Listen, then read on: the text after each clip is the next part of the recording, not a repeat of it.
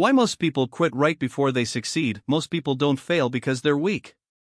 They fail because they walk away at the exact moment life is about to reward them. Success isn't distant. It isn't unreachable. It isn't reserved for the special few.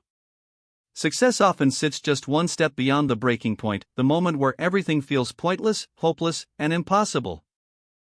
The truth is painful: most people quit right before they win. And no one knew this better than a man named Ethan Miles. The man who always quit too soon. Ethan wasn't a coward. He wasn't fragile. He wasn't lazy. He just had a lifetime of stopping at the wrong time. He'd start big goals with fire in his eyes, fitness plans, business ideas, creative projects, new skills, morning routines, and every time, the same cycle happened. Week 1, motivated. Week 2, committed. Week 3, exhausted. Week 4, discouraged. Then he would quit. Not because he didn't want it, but because he believed the discomfort meant it wasn't working. He believed success was supposed to feel right, flow naturally, fall into place. But life doesn't work that way, and he was about to learn it the hard way. The night of the breaking point, it was just past midnight when Ethan sat alone in his dim apartment, staring at his computer screen. He'd spent 4 months building a small business online. Every day he worked after his job, staying up late, pouring everything into it.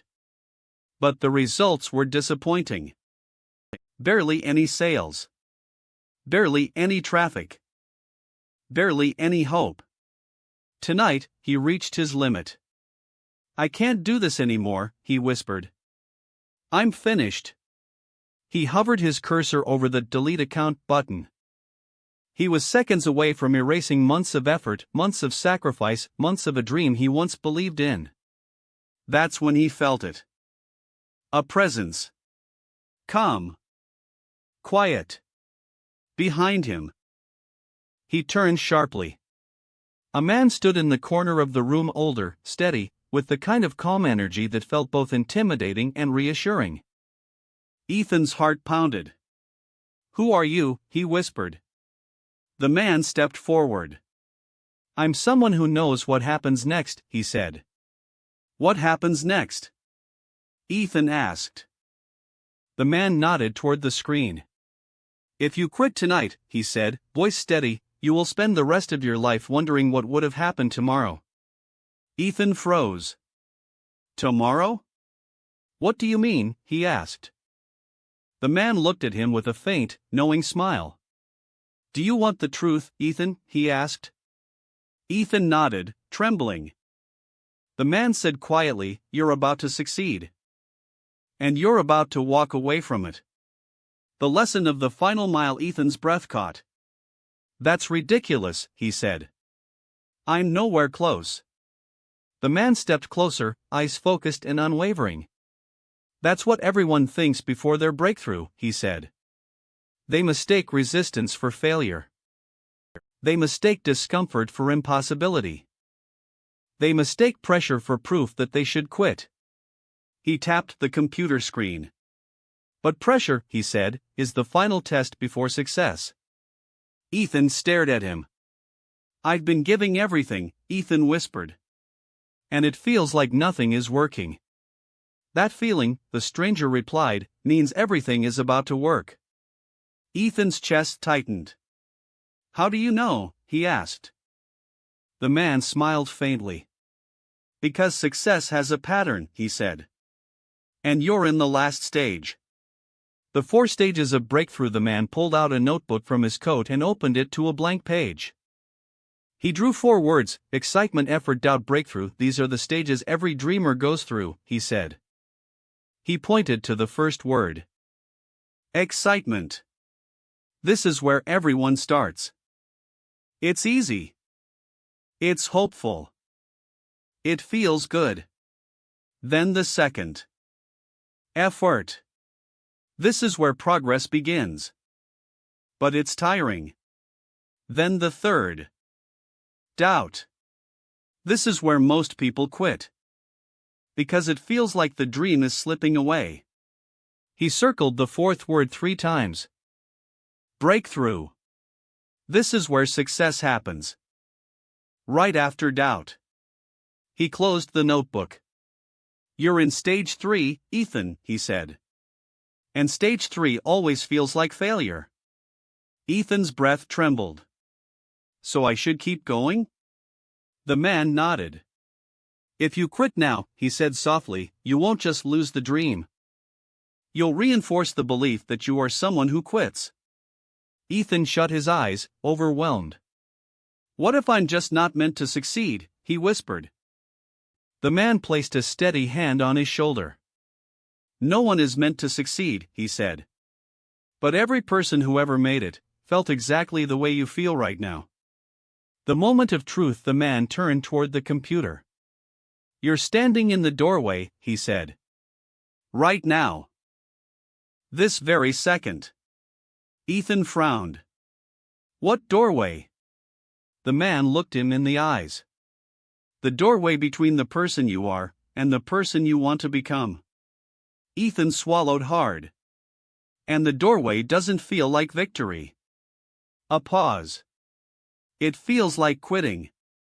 Ethan felt his chest drop. "So this feeling, this pain, yes," the stranger said, "is the sign you're close." The man stepped back. "Do not walk away now." Ethan stared at the delete account button again. He hovered, then slowly moved the cursor away. He turned to the stranger. "How do you know all this?" he asked quietly. The man's expression changed. Not smug. Not cold. But something else, a deep, quiet sadness. "Because Ethan," he said, "I've watched you walk away from every dream you've ever had." Ethan froze. His breath stopped. What do you mean?" he stammered. The man stepped closer. "You think this is the first time you've been here?" he asked softly. "It's not." Ethan's pulse thundered in his ears. "I've seen you quit at 16 when things got hard. Quit at 20 when you failed the first time. Quit at 24 when you doubted yourself. Quit at 28 when you felt unworthy." The stranger's eyes softened. "And every time, you quit right before everything was about to change." Ethan felt dizzy. "No one knows those moments," he whispered. "No one was there." The man nodded slowly. "I was." Ethan staggered back. "What are you saying?" he whispered. The man's voice dropped to a quiet, devastating truth. "I've known you your whole life, Ethan. Because I made a promise to someone you once loved, to return the moment you were about to quit on yourself for the final time." Ethan's entire world tilted. "Who?" he whispered. "Who asked you to watch me?" The stranger's eyes filled with something Ethan hadn't expected, grief. He exhaled softly. "Your grandfather." Ethan's knees buckled. "My grandfather?" The man nodded. "He saw your potential long before you did. And he knew you would hit this moment someday." He placed a hand over Ethan's heart. "And he asked me to make sure that when you did, you wouldn't quit." Ethan's hands trembled. His grandfather. The one person who believed in him without question. The only person who saw potential in him before anyone else. The man whose old workshop smelled of wood shavings, oil, and quiet wisdom. He whispered the word again, barely audible, "Grandpa?" The stranger nodded. He knew this moment would come. He knew you would reach a point in your life when quitting felt easier than believing in yourself. Ethan blinked rapidly, fighting back tears.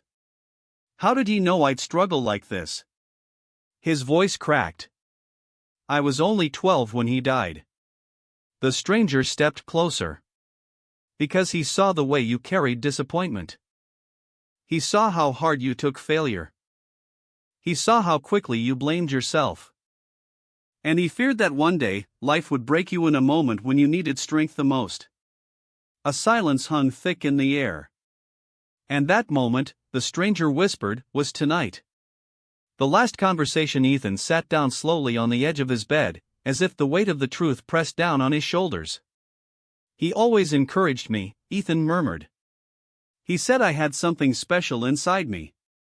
The stranger nodded. He wasn't just saying that. He meant it. Deeply.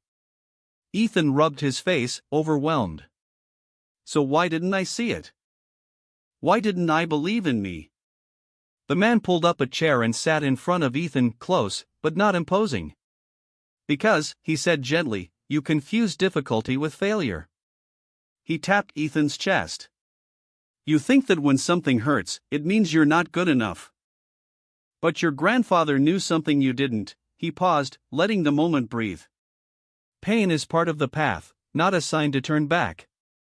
Ethan exhaled shakily. He used to say that, Ethan whispered. He told me, if it were easy, Ethan, it wouldn't grow you. The stranger smiled faintly. He didn't want those words to disappear when he did. The moment you always quit. The stranger stood and walked to Ethan's desk. Do you know why people quit right before they succeed? He asked. Ethan shook his head. Because the hardest stretch, the man said, is always the last mile. He pointed to Ethan's laptop. When you're one step away from a breakthrough, life applies pressure. He gestured around the room. You doubt yourself. You feel exhausted. You see no signs of progress. Everything feels wrong. He turned back to Ethan. That pressure isn't punishment. It's preparation. Ethan frowned. Preparation for what? The stranger's voice lowered. For the version of yourself you have to become to handle the success that's coming. A chill ran down Ethan's spine. The reveal of the promise. Ethan finally asked the question that had been burning in him. How did you know my grandfather? Who are you? The stranger took a long breath, then reached into his coat. He pulled out something small. Folded. Old. He held it out. Ethan hesitated before unfolding it. His breath caught. It was a picture. A picture he hadn't seen in almost 2 decades. He was 8 years old, sitting on his grandfather's knee, holding a small wooden bird they carved together. Behind them, sitting under a tree, was the stranger. Younger. But unmistakably him. Ethan's heart hammered in his chest. You were there, he whispered. The man nodded. I've been quietly watching your journey since you were a boy. Not intervening. Not interfering. Just protecting. Ethan shook his head, stunned. Why? Why would he ask you to do that? The stranger smiled sadly. Because he knew you would fight battles he wouldn't be here to help you with. He saw how sensitive you were, how much you cared, how deeply disappointment cut you. He stepped closer. And before he died, he made me promise something. The promise. The stranger knelt down so he was eye level with Ethan. He asked me, the man said, voice trembling for the first time, to return the day you decided to quit on yourself for good. Ethan felt his throat close. He said you would reach a crossroads, the stranger continued. A moment where the weight of failure would crush you enough to walk away from the biggest turning point of your life. He placed a hand on Ethan's knee. And he asked me to stop you. Ethan's tears fell freely. He believed in me that much, he whispered. More, the stranger replied. He said you were born with a fire inside you, but that the world would try to dim it. He added softly, and that your heart would break before your breakthrough. The breakthrough moment. The stranger stood again. You are standing at the edge of success, he said. Not because you can see it, but because you can't. He pointed at the computer. You've done the work.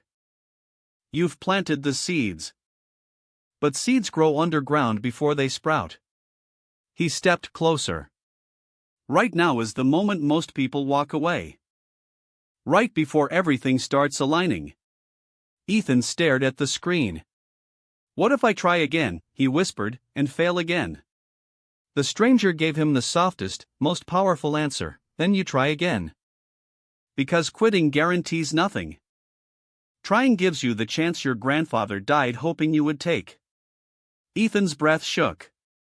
His hands trembled. But something shifted inside him. A spark. A warmth. A resilience he hadn't felt in years. He whispered, "I won't quit." The stranger nodded. "I know." The mentor who leaves when you no longer need him. Ethan stood and walked toward his computer. Not with fear. Not with hesitation. But with resolve.